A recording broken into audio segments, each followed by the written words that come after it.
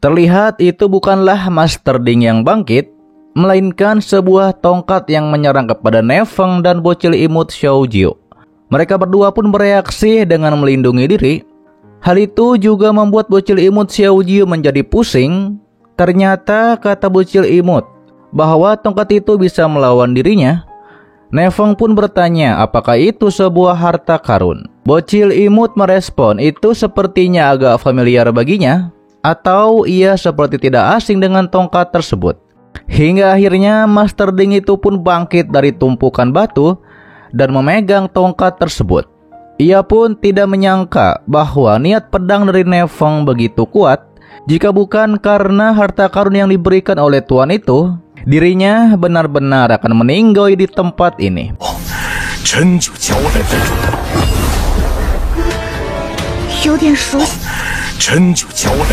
Bocil imut Xiaojio pun menanyakan siapa tuan itu, katakan kepada dirinya. Dijawab oleh Master Ding bahwa tuannya itu sangat mahir dalam tipu daya dan bocil imut Xiaojio tidak layak untuk mengetahuinya.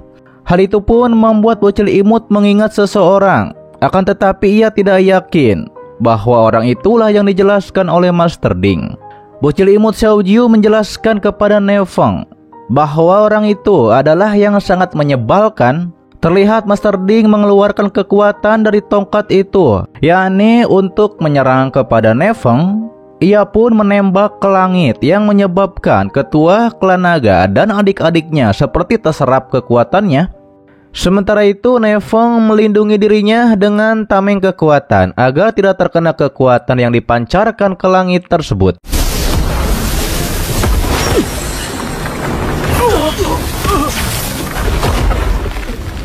Nefeng pun bertanya-tanya kekuatan apa ini, karena dapat menyerap energi spiritual dari jiwa. Meski begitu, ternyata bocil imut tidak menyerah. Ia pun mengeluarkan serangannya, namun direspon dengan serangan pedang yang sangat besar dari Master Ding. Nefeng yang melihat bocil imut Xiaojio akan terkena serangan itu, ia pun langsung melindungi dengan tameng kekuatan. Sedangkan Master Ding menyuruh Nefeng untuk berhenti melawan, karena tidak ada yang bisa lolos dari formasi pemakan jiwa. Master Ding pun memperkuat formasi jiwanya. Terlihat ketua klan naga dan adik-adiknya melindungi diri juga agar kekuatan jiwa mereka tidak terserap. Meski begitu, salah satu di antara mereka pun tumbang.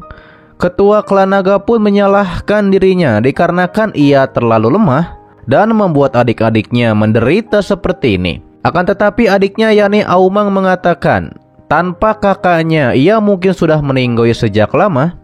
Mau bagaimanapun juga, ketua klan naga akan selalu menjadi kakaknya. Sementara adiknya yang lain sepertinya pasrah. Ia pun mengatakan mereka akan menjadi saudara lagi di kehidupan selanjutnya. Terlihat adik ketiga itu pun menangis. Hal itu membuat ketua klan naga dan Aomang berkata bahwa adik ketiga itu terlihat sangat jelek ketika menangis. Aduh, bisa aja. Di sisi lain, Nefeng juga tidak ingin meninggoy di sini dikarenakan istrinya masih menunggu dirinya pulang. Aduh, ya dong, pastinya menunggu pulang dong untuk bulan madu, maksudnya gitu. Ya gitulah.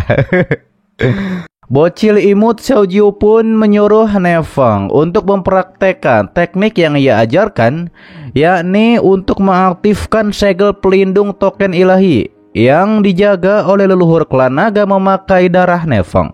Ditambah lagi tidak ada waktu untuk menjelaskan. Bocil imut Xiaojio dengan tegas lakukan saja apa yang ia suruh. Akan tetapi Nefeng ragu dikarenakan setelah token ilahi terungkap maka akan muncul masalah. Meski begitu, kata Nefeng, tidak ada pilihan lain untuk saat ini. Hingga akhirnya Master Ding mengeluarkan serangan yang sangat besar untuk menghabisi Nefeng dan juga yang lainnya. Saat itu Nefeng langsung naik ke atas untuk melakukan apa yang disuruh oleh bocil imut.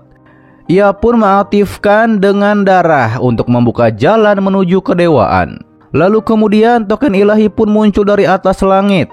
Token itu langsung menyerang kepada serangan dari Master Ding, sekaligus juga menyerang ke Master Ding sampai ia terpental sangat jauh. Setelah hal itu, bocil imut menyuruh Nefeng untuk menstabilkan dirinya. 以无之血替身。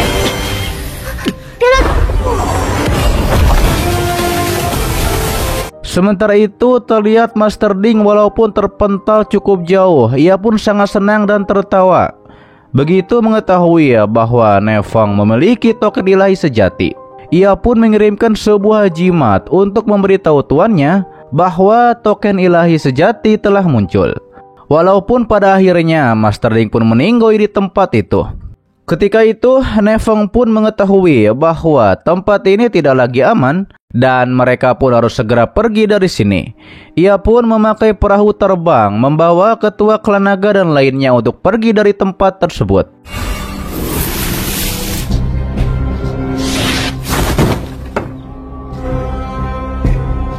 Setelah Nefeng dan yang lainnya pergi, muncullah dua orang yang merasa aneh. Bukankah leluhur Hautian sudah meninggoy di sini? Dan bertanya-tanya siapa tadi yang menyebabkan keributan seperti ini? Yang padahal itu adalah Master Ding yang bertarung dengan Nefeng. Mereka berdua pun mencari sesuatu yang mungkin itu akan berharga bagi mereka berdua. Lalu terlihatlah ada sebuah kristal ungu di sana yang menghilang ke bawah tanah, berpindah ke sebuah gua yang di sana ada Xiaowu yang sedang mengobati saudara-saudaranya. Di lain sisi Nefeng sedang memulihkan diri. Ia pun ditemani oleh Nona Yuyan. Nona Yuyan pun tidak bisa apa-apa, padahal Nefeng sedang terluka parah dan ia tidak bisa membantu apapun. Namun kata Nefeng ini bukan salah Nona Yuyan. Akan tetapi Nona Yuyan menyalahkan dirinya dikarenakan ia terlalu cemas kepada Nefeng. Waduh, boleh dong cemasnya kepada admin.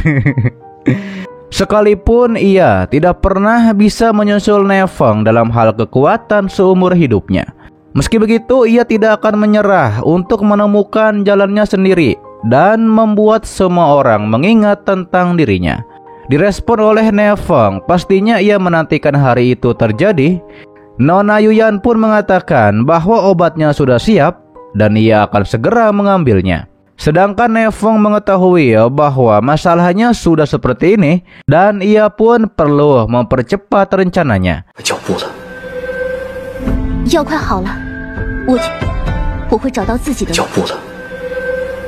Berpindah di tempat lain yakni di Gunung Naga Terbang, seorang praktisi pun mengecek kristal ungu yang ada di bawah tanah. Ia pun mengetahui bahwa niat pedang bawaan itu sangatlah menarik dan pastinya tidak diketahui apakah tujuan dari praktisi tersebut.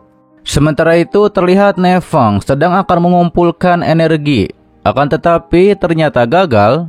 Ia pun bertanya-tanya mengapa ia tidak dapat mengumpulkan sedikit pun kekuatan spiritual. Bocil imut muncul dan mengatakan ini adalah efek samping dari mengaktifkan segel pelindung. Mendengar itu Nefeng mengetahui bahwa tanpa kekuatan spiritual ia hanya seperti orang biasa. Namun ketika itu ada ular imut milik Nefeng yang mendekat kepadanya dan memberi sinyal bahwa ia yang akan melindungi Nefeng. Walau saat ini Nefeng tidak punya kekuatan spiritual. Bocil imut Xiaojio yang melihat ular imut dielus-elus oleh Nefeng, ia pun nampaknya menjadi cemburu. Ni保护我.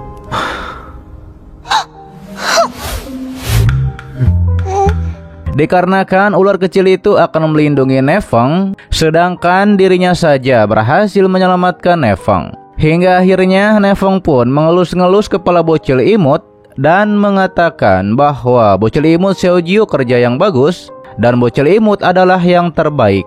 Mendengar perkataan tersebut, ia pun langsung mengingat di masa lalu ketika Raja Dewa Zhenwu mengatakan hal ini kepadanya sambil juga mengusap kepalanya. Hal itu membuat bocil imut Xiaojio menjadi menangis. Kembali kepada Nefeng yang justru bocil imut Xiaojio menjauh dari Nefeng. Bocil imut Xiaojio mengatakan menjauh darinya. Padahal ia awalnya akan menangis seperti di saat diusap oleh Raja Zhenwu.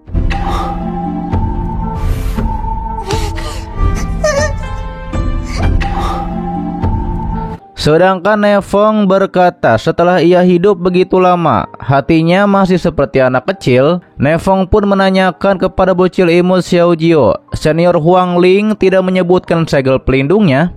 Kata bocil imut bahwa leluhur naga mengatakan kepala orang itu terluka sebelum ia melarikan diri dan mungkin tidak dapat mengingat banyak hal. Nefong juga menanyakan siapakah sebenarnya tuan yang disebutkan oleh Master Ding sebelumnya. Dijelaskan oleh bocil imut bahwa batu itu sangat mirip dengan harta karunnya, tapi ada beberapa perbedaan. Meski begitu, siapapun dia, jika beritanya muncul kembali, orang-orang dari sekte dunia bawah tidak akan melepaskan Nefong. Nefong pun punya rencananya sendiri. Ia mengatakan sebelumnya ia telah menghabisi leluhur Hautian. Ia pun bermaksud agar ketua klan naga dan para adik-adiknya mundur ke Pulau Naga Emas. Kemudian selama ia mengambil tindakan di depan umum, sekte dunia bawah tidak akan berani bertindak kepadanya. Bocil imut pun menduga bahwa Nefong berencana bergabung dengan kota Shura. Hal itu dibenarkan oleh Nefong dikarenakan kota Shura tetap netral selama bertahun-tahun dan mempunyai kekuatannya sendiri.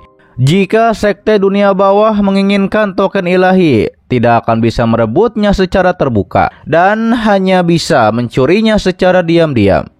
Meski begitu, kata bocil imut Xiaojio, pasti pemegang token yang tersisa akan menyadari sesuatu. Namun tenang saja, kata Nefong, ia sudah meminta Auzhan untuk menyebarkan berita mengatakan hari itu ada dua misterius sedang bertarung, yang artinya, kata bocil imut Xiaojio, membuat sebuah berita bahwa Martial Emperor misterius itulah sebenarnya yang memiliki token ilahi sejati. Dengan begitu, maka sekte dunia bawah juga tidak bisa membedakan antara berita mana yang benar dan salah. Xiaojio pun menyukai hal ini walaupun itu sangat licik.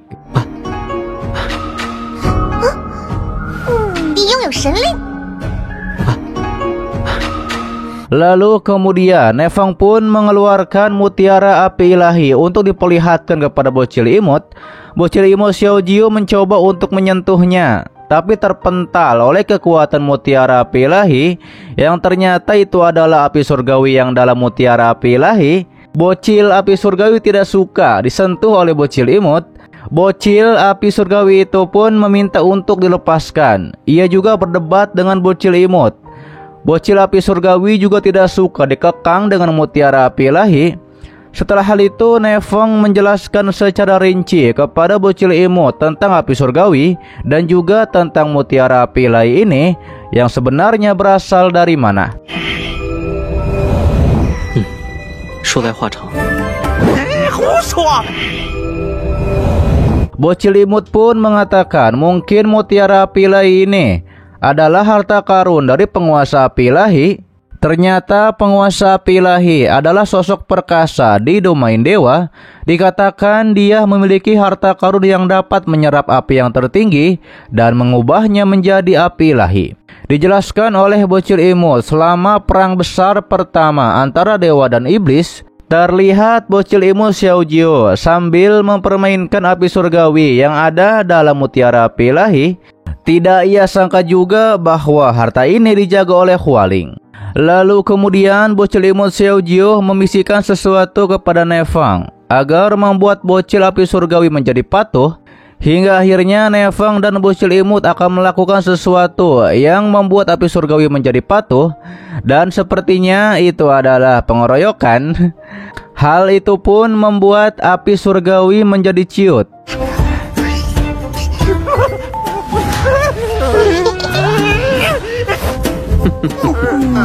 dan siap memasak. Pemurnian pil, ia juga unggul dalam segala hal, bahkan bisa menyempurnakan artefak tingkat kaisar. Nefong pun mengeluarkan pedangnya dan nampaknya sudah waktunya untuk mempunyai pedang yang cocok. Kata bocil imut Xiaojio, di perpustakaan Mansion Pri ada buku rahasia tentang penempaan artefak. Temukan lebih banyak token ilahi agar bisa membukanya.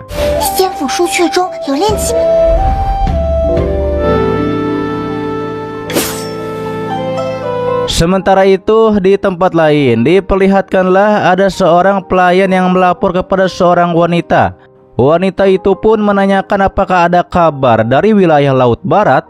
Bocil itu pun menjelaskan token ilahi sekali lagi lenyap tanpa jejak dan telah meninggalkan Gunung Naga Terbang. Wanita itu pun menyuruh lanjutkan penyelidikan secara lebih rinci. Wanita itu juga mengatakan bahwa segala sesuatu tampaknya menjadi semakin menarik. Namun tiba-tiba saja di tempatnya itu ada foto Raja Zhenwu yang entah apa hubungannya dengan wanita tersebut.